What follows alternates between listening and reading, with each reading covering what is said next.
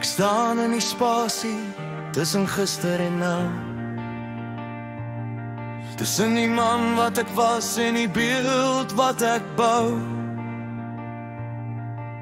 My gees het die piek van die berge reeds gesien,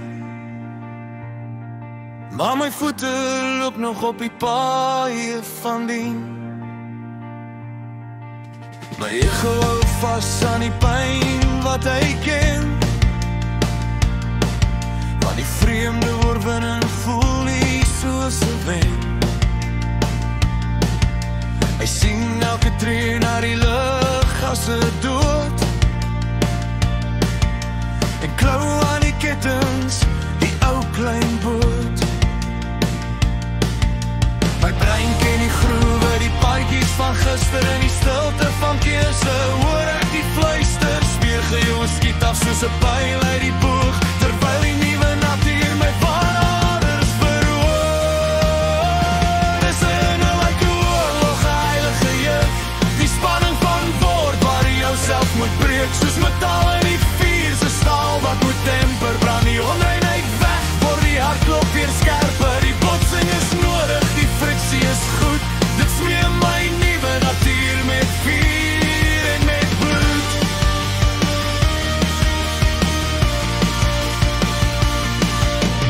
Soms is die nuwe net 'n blink, nuwe masker.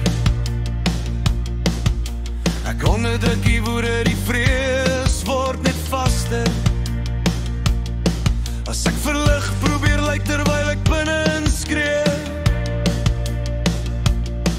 sal my gees die toneelspel in opstand tree. Ware natuur kan die mens wees nie negeer, dit integriseer het wat my foute ook leer. As het voel soos 'n rol wat ek kunsmatig speel, sal die friksie nie stop voor ek houd in die keel.